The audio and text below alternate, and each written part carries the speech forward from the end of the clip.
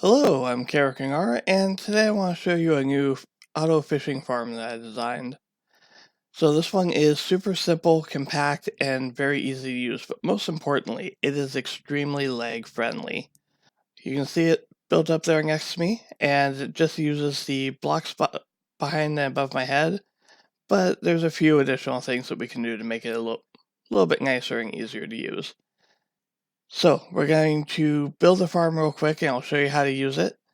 And then I want to switch over to my survival world, and we're going to talk real quick about what you can get from AFK fishing and why they're so powerful, as well as a little bit about the ethics and morality of using AFK fishing in a post-village and pillage Minecraft. To start off with, we just want to break out 4 blocks from the ground, making a nice little one wide trench here, and then we'll deepen that on one side by 3 more blocks. And then we'll throw down our chest, put a hopper into the side of that. Grab the iron bars and throw them at the back end above the chest. Throw out the fence above the hopper with the pressure plate on top of that. And we're going to fill up the last spot here with this music box. Now we're going to throw down a trapdoor, and you can put this on from any direction as long as it doesn't open up towards the pressure plate. You can also make it out of wood or any type of material, and technically you can leave it off altogether. I just find that it's a little bit more convenient for aiming to have it there. Plus, it silences the note block so it doesn't make a bunch of noise on you. And then the last thing to do is put down this bucket of water in the block with the fence right there. And you can see that this comes over and fills up the spot where you stand. And so that's why we have a couple more additions that we can do here real quick. Alright, if we throw down a sign right there, that blocks the water, and you can always write a nice little note for yourself. And then I like to throw a chest or a barrel down so that I have some place to store my fishing rod. And that way there, I always have a spot where I can find it, and I don't like lose it or drop it in here somewhere and it gets lost. Another very convenient thing to do is to expand the storage out a little bit. So if we come down here, break out a couple of blocks so we have some room to work with, and then we can put out more chests. And what's going to happen is when you're fishing, the top hopper there is going to pick up whatever you drop or whatever you catch and put it into these chests. And so just by expanding the chests, then we can AFK longer. If you're only going to AFK for an hour or two, one chest is good. But if you're gonna like leave yourself AFK overnight, then you definitely want to have at least 3 double chests. So that's the whole fishing farm built. Got a couple of expansions on it, and I just want to say 2 more things about this before we go, or before we talk about how to use it. You can build fishing farms in any cardinal direction, it doesn't matter. You can see this one's facing to the east, this one right here is facing to the south. It doesn't really matter. And one other thing that you want to do is make sure that this water block right here has direct sky access. So if you do the F3 screen or the FN F3 screen, you can see right here the client light or the server light if you're on a server. It's got 15 sky, and this is what you want to see.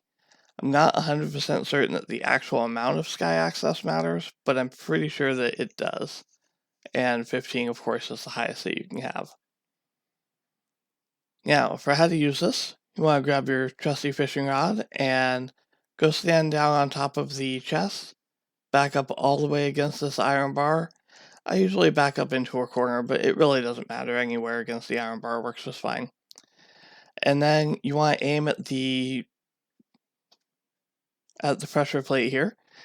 And for this reason, I do like to have this facing east to west, just because these little dark lines right here point directly at the trapdoor, and it just makes it a little bit easier to know where to aim. So you can aim anywhere in the center half of this trapdoor, and you want to go right about where the door and the pressure plate meet. And so these dark lines right here show you the center area, or the center half.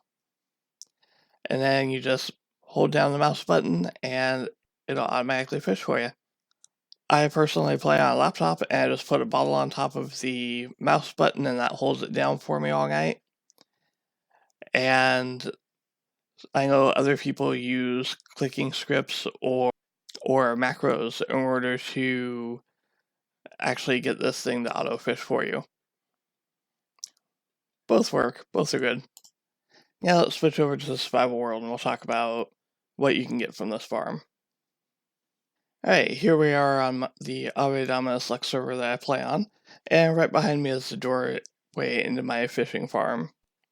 Now, if you want to be crazy like me, you can go through all the work and effort of making a big fancy area for you to fish in, and I have to say, I love this place. It's great watching the fish swim around while my computer's sitting over on the side of the living room, and I'm AFK fishing.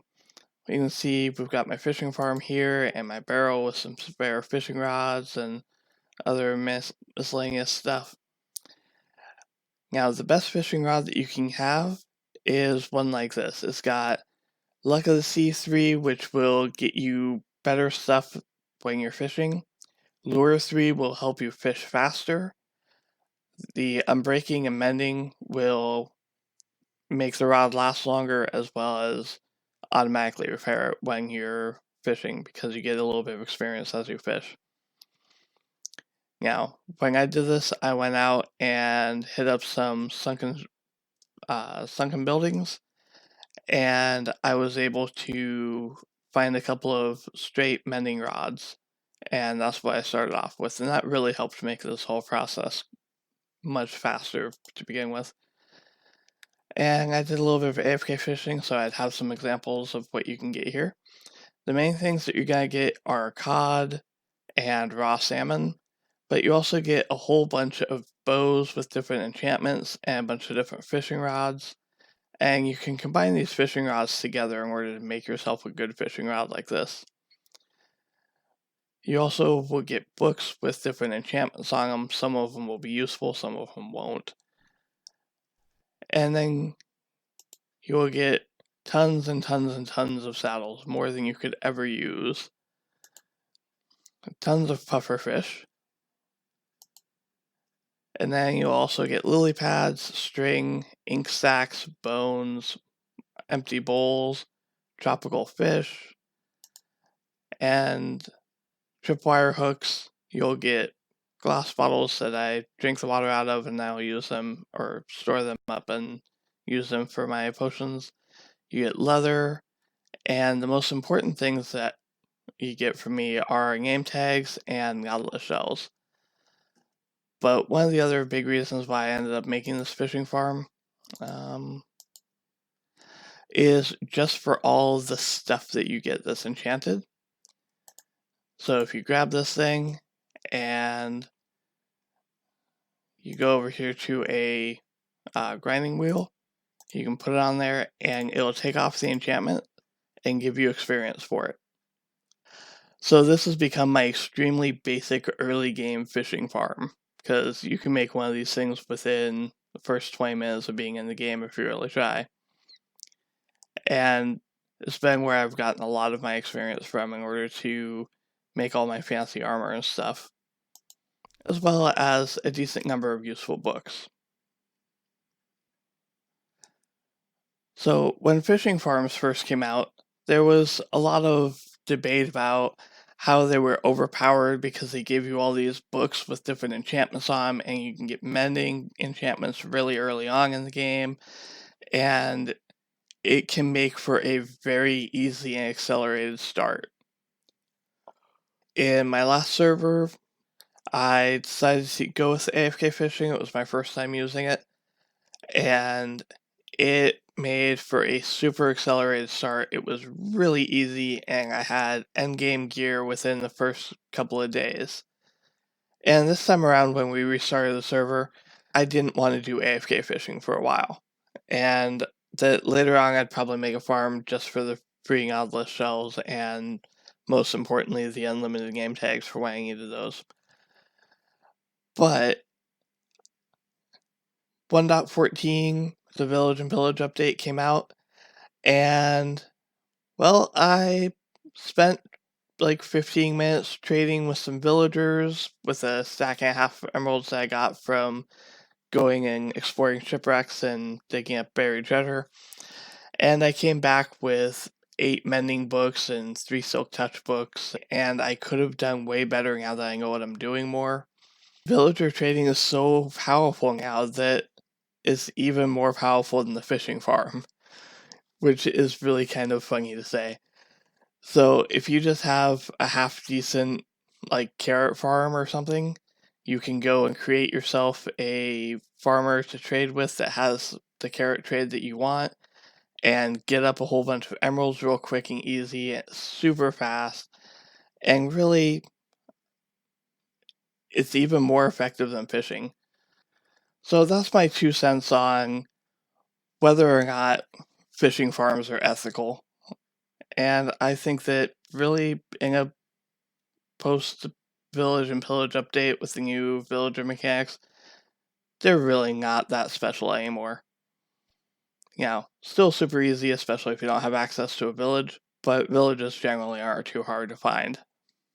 If you made it this far through the video, thank you for listening to me babble on, and I'll see you next time. Until then, have fun gaming. Goodbye.